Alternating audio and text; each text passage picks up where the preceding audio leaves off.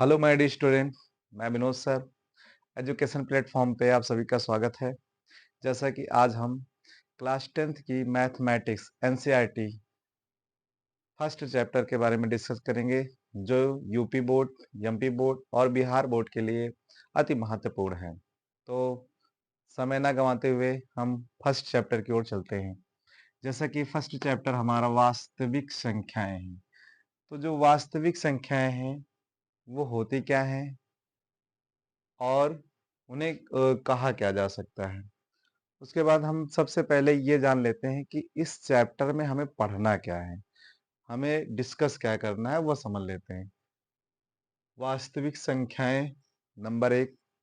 दूसरा परिमेय संख्याएं जिसे हम रेशनल नंबर कहते हैं। अपरिमेय संख्याएं इरेशनल नंबर। भाज्य संख्याएं कंपोजिट नंबर। अभाज्य संख्याएं प्राइम नंबर। गुणनखंड फैक्टर मासा लासा। और फर्स्ट संख्या into second number equal to लासा गुणे मासा। अपरिमेय संख्याएं को सिद्ध करना, शांत और अशांत। मतलब जो हमारा फर्स्ट चैप्टर है इसमें यही हमें डिस्कस करना है। तो सबसे पहले हम बात कर सकते हैं, यहाँ पे बात करते हैं वास्तविक संख्याएं।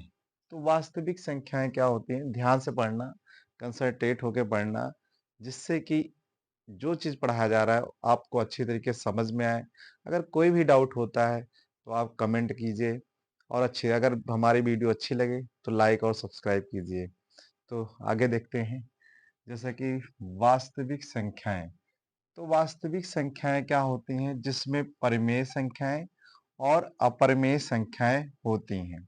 परिमेय संख्याएं वे संख्याएं होती हैं जिसे हम p बटे क्यू के रूप में लिख सकते हैं, और q does not equal to zero. कोई भी संख्या है, जैसे 1/2 है, -3/2 है, 0 है, 5 है, 0 कैसे होगी, 0/1 हो जाएगी, p बटे क्यू के फॉर्म में हो जाएगी। मतलब नीचे, या समझ लो हमारा जो हर है वो 0 नहीं होना चाहिए। तो जो परिमेय संख्याएं होंगी वो p बटे क्यू के रूप में होगी, और q does not equal to 0। जबकि जो अपरिमेय संख्याएं होती हैं उसे हम p बटे क्यू के रूप में नहीं लिख सकते हैं। नहीं लिख सकते हैं, लिख सकते हैं, या irrational number is not denoted by p by Q form. भाज्य संख्याएं वे संख्याएं होती हैं जिनके गुणनखंड दो या दो से अधिक होते हैं। दो या दो से अधिक होते हैं। जैसे बात करें, यहाँ पे 4 हैं, 4 का फैक्टर जो होगा, यहाँ पे यहाँ पे 1 भी होगा, 2 भी होगा और 4 भी होगा। इस तरीके से ये 2 से अधिक हुआ। ऐसे बात कर लेते हैं, यहाँ पे 6 के, 6 के 1 भी होगा, 2 भी होगा, 3 भी होगा और 6 के भी होंगे। तो ये संख्याएं हमारी क्या कहलाती हैं, कंपोजिट नंबर, जिन्हें भाज्य संख्याएं कहते हैं। अभाज्य संख्याएं वे संख्याएं होती हैं जिनका फैक्टर एक या एक से अधिक नहीं होता, एक या इटसेल्फ स्वयं स्वयं से ज्यादा नहीं होता है। जैसे बात करते हैं यहाँ पे दो। दो सबसे छोटी अभाज्य संख्या है, क्योंकि दो या तो एक से कटेगा या स्वयं से कटेगा। ऐसे ही 3 है, 5 है, 7 है और 11 है, तो ये 11। तो ये जो संख्याएं होती हैं ये हमारी क्या होती हैं, भाज्य संख्या होती हैं, अर्थात जिनके फैक्टर एक या स्वयं होते हैं उन्हीं को हम क्या कहते हैं, भाज्य संख्याएं। उसके बाद हम बात करेंगे गुणनखंड के बारे में, फैक्टर के बारे में बात करेंगे, मासा के बारे में बात करेंगे, लासा के, और फर्स्ट संख्या गुणे दूसरी संख्या, इससे संबंधित हम क्वेश्चन डिस्कस करेंगे। तो हमारा जो फर्स्ट चैप्टर है उसमें ये हमें डिस्कस करना है। तो कुछ सवालें लेंगे, उस सवालों के माध्यम से हम आपको समझाने का प्रयास करते हैं। तो ठीक है, क्वेश्चन देखते हैं। ये अगर आप शॉर्ट स्क्रीन लेना चाहते हैं तो एक बार शॉर्ट स्क्रीन ले लीजिए, फिर उसके बाद हम आगे क्वेश्चन की ओर बढ़ते हैं। हम थोड़ी देर के लिए हट जाते हैं, आप देख लीजिए।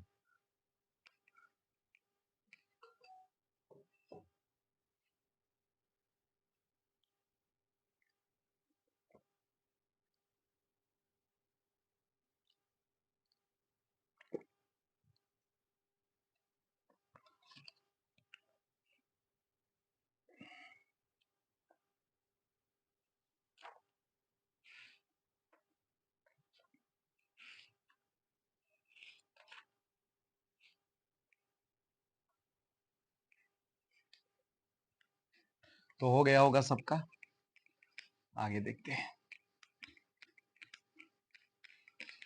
थोड़ा सा ध्यान से पढ़िएगा, समय बहुत मूल्यवान है, समय को बर्बाद मत करें, घर पे अच्छी तरीके से मेहनत करें और जिससे अच्छी सफलता मिले, क्योंकि कहा गया है जो व्यक्ति समय से और सही तरीके से ईमानदारी से मेहनत करता है वो जीवन में जरूर सफलता प्राप्त करता है, चाहे जो भी व्यक्ति हो।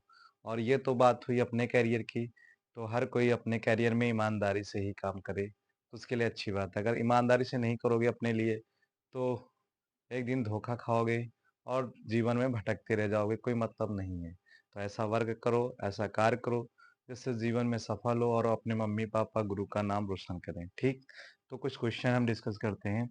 जैसे यहाँ पे पहला, यहाँ पे 1.1 की बात कर लेते हैं। 1.1 में हमारा जो क्वेश्चन है वो कह रहा है निम्न का गुणनखंड कीजिए। निम्न का गुणनखंड कीजिए। Find the factor. Find the factor मतलब हमें फैक्टर फाइंड करना है। तो देख लेते हैं, जैसे कि पहला हमारा जो क्वेश्चन है यहाँ पे 140, 140 को कैसे फैक्टर करना है गुणनखंड। तो यहाँ पे हम 2 से डिविजिबल, सबसे छोटी नंबर 2 है, 2 से डिवाइड करेंगे, 2 से 14, 0 मिलेगा।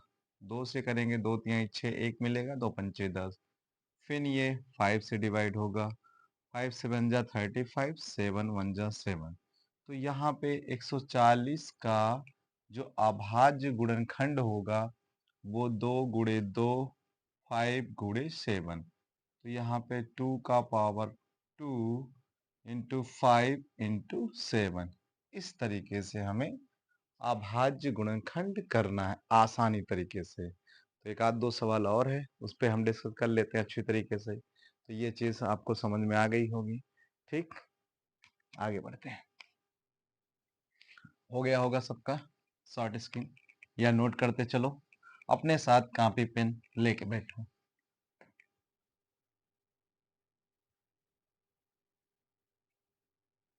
दूसरा इसमें जो क्वेश्चन है सेकंड वाला 156, थर्ड जो क्वेश्चन है यहाँ पे 38 to 5 और फोर्थ जो है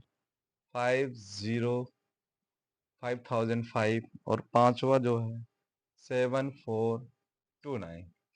तो इसमें एक दो क्वेश्चन हम डिस्कस करते हैं, उसके बाद आप डिस्कस कीजिएगा, उसके बाद आप लगाए। तो जैसे ये हमारा क्वेश्चन है 156, इसके लिए 2 से डिविजिबल करते हैं तो 7 आएगा, 2 7 जा 14, 2 7 14, 1 मिलेगा, 2 8 16, 2 से डिवाइड करेंगे 2 3 6, 1 मिलेगा, 2 9 18, 3 से करेंगे 13 3 39 और 13 एकम 13। तो 156 का जो अभाज्य गुणनखंड आएगा 2 गुणे 2, 3 गुणे 13, इसको लिख सकते हैं 2 पावर 2 इंटू 3 इंटू 13, 156 का ये रहा हमारा अभाज्य गुणनखंड। और ऐसे ही जो हमारा अगला है, तो अगला तीसरा 5005, इसको देखते हैं। 5 से डिवाइड करेंगे यहाँ पे, तो यहाँ पे 1001, 3 से डिवाइड करेंगे, 3 से डिवाइड तो 3 त्रिका 9, 1 मिलेगा यहाँ पे, तो 10 हुआ, 3 त्रिका 9, 3 से तो नहीं डिविजिबल होगा तो 7 से होगा क्योंकि लास्ट में 1 है। तो 7 7 एकम 7, 3 मिलेगा, 7 चौक 28 और बचा यहाँ पे 2, 7 त्रिक 21। तो आगे बात कर लेते हैं, ये किससे होगा 11 से। 11 1 जा 11, 3 मिलेगा 13, फिर यहाँ पे 13 1 जा 13। तो 5005 का जो प्राइम फैक्टर होगा 5 इंटू 7 इंटू 11 इंटू 13।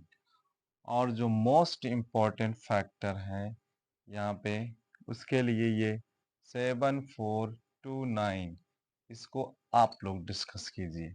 इस तरीके से हमें फैक्टर निकालना है। ठीक, तो आगे और इस तरह हम ऐसे ही आगे डिस्कस करते रहेंगे। तो आज के लिए बस इतना ही। अब जो अगली वीडियो आएगी उसमें आपको 1.1 से लेकर जितने हमारे एक्सरसाइज के सवालें हैं 1.1, 1.2 जो भी है एनसीईआरटी में वो आपको सॉल्व कराई जाएगी और इसके इम्पोर्टेंट एग्जाम्पल भी आपको सॉल्व कराए जाएंगे। ठीक, तो बहुत बहुत धन्यवाद। आप लोग अच्छी तरीके से देखिए वीडियो और समझिए, अच्छा लगे तो लाइक कीजिए। धन्यवाद, थैंक